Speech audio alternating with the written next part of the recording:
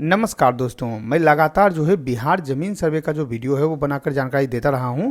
और ऐसे में दोस्तों मैंने आपको जो है एक वीडियो बनाकर जानकारी दिया था कि बिहार ज़मीन सर्वे में जो 100 घोषणा पत्र आप लोग वहाँ पे जमा होता है, जो अपलोड होता है, उसके लिए जो अंतिम डेट है वो आप लोग वहाँ पे जारी कर दिया गया है।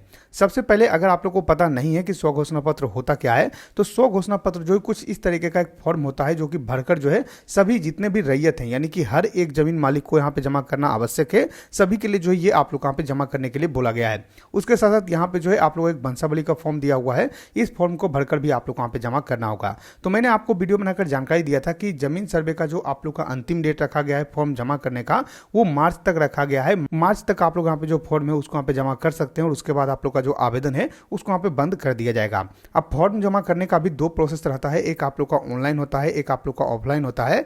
तो अब वहाँ पे बहुत सारे लोग कमेंट ये कर रहे थे कि सर ये बताइए कि मान लीजिए हम जो है फॉर्म यहाँ पे जमा नहीं करते हैं, जो 100 घोषणा पत्र है वो भरकर जमा नहीं करते हैं, तो क्या होगा, या फिर हमारा जमीन हमारा रहेगा या फिर नहीं रहेगा, इसमें कुछ दिक्कत होगा, उसके बारे में आप हमें बताइए।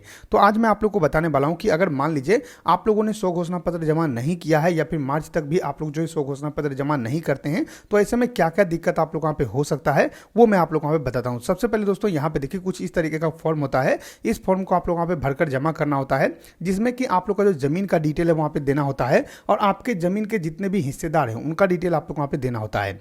जैसा कि आप लोग जानते हैं कि आपका जो सर्वे हुआ था, पहला जो सर्वे हुआ था, लगभग जो है 100 साल से भी ज्यादा आप लोग वहां पे हो चुका है और उसी सर्वे के आधार पर अभी भी जमीन का काम यहाँ पे होता है। तो ऐसे में सरकार ने नया सर्वे शुरू किया है। तो वो जो 100 साल पहले आप लोग वहां पे जमीन का सर्वे हुआ, तो उस टाइम जो जमीन के मालिक थे वो आपके दादा परदादा यहाँ पे हो सकते हैं और अभी जो है आप हाल फिलहाल में जमीन के मालिक हैं। तो ऐसे में आपके नाम पर जो सर्वे है वहां पे किया जाएगा और आपका जो जमीन है वो आपके नाम पे चढ़ाया जाएगा और इसलिए जो है ये सर्वे आप लोग वहां पे किया जा रहा है। अब बहुत सारा जमीन जो है खरीद बिक्री हुआ है, तो ऐसे में बहुत सारे नए मालिक हैं, तो उनका भी यहाँ पे जो नाम है वहां पे चढ़ाया जाएगा। तो इसके लिए जो है आपका जरूरी है कि आपको ये जो 100 घोषणा पत्र है उसको यहाँ पे भरकर जमा कीजिए, जिससे कि आपका जो नाम है वो नया सर्वे में यहाँ पे चढ़ जाए और आगे आप लोगों को कोई भी दिक्कत ना हो। जब भी जमीन का आप रजिस्ट्री कीजिए या फिर जमीन का जो है कोई भी काम कीजिएगा तो उसमें आप लोग को परेशानी नहीं होगा।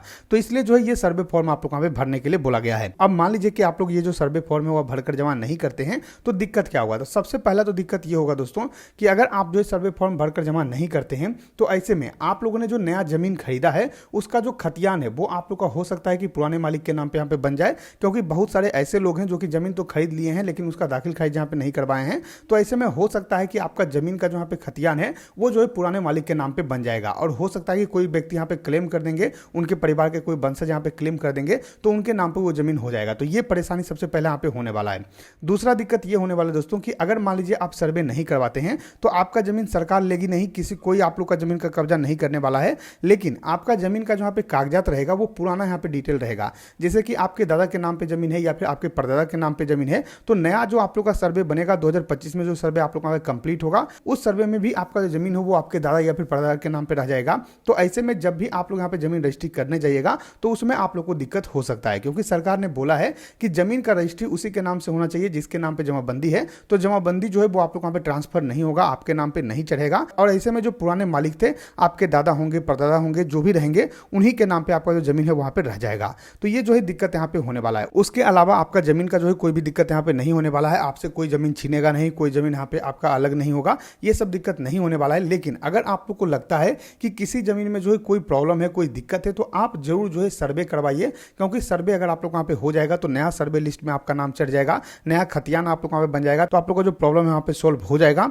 और बहुत सारा जमीन है जिसमें कि यहाँ पे दिक्कत है, बहुत सारा जमीन है जिसमें कि विवाद है, तो आप सभी लोग जो है जरूर यहाँ पे सर्वे करवा लीजिए। तो सर्वे में जो है आपका प्रॉब्लम कुछ नहीं होने वाला है। अगर आप फॉर्म जमा नहीं भी करते हैं तो यही छोटा मोटा यहाँ पे प्रॉब्लम होगा, जैसे कि आपका जो है जमीन जो है आपके दादा या फिर परदादा के नाम पे ही रह जाएगा, उन्हीं के नाम पे सर्वे कहाँ पे लिस्ट बन जाएगा, उन्हीं के नाम पे नया खतियान बन जाएगा, बस ये यहाँ पे होने वाला है। उसके साथ साथ जो नया आप यहाँ पे जमीन खरीदे हैं उस जमीन का हो सकता है कि खतियान जो है दूसरे के नाम पे बन जाए या फिर जो पुराने मालिक है उन्हीं के नाम पे बन जाए। तो इसलिए आप कोशिश कीजिए कि जो फॉर्म है उसको यहाँ पे जमा कर दीजिए। लेकिन अगर आप फॉर्म जमा नहीं करते हैं, क्योंकि बहुत सारे लोग जो है यहाँ पे फॉर्म जमा नहीं किए हैं, तो भी आपका दिक्कत नहीं होने वाला है। सरकार का काम है, सरकार जो है खुद मालिक को ढूंढ कर उनका जो नाम है वहां पे चढ़ा रही है। तो सरकार अपना काम यहाँ पे अपने तरीके से कर रही है। लेकिन अगर आप लोग अपने खुद से जमीन का डिटेल देते हैं तो थोड़ा सा आसानी हो जाएगा और आप लोग का जो जमीन का डिटेल है उसमें गलती की संभावना कम हो जाएगा।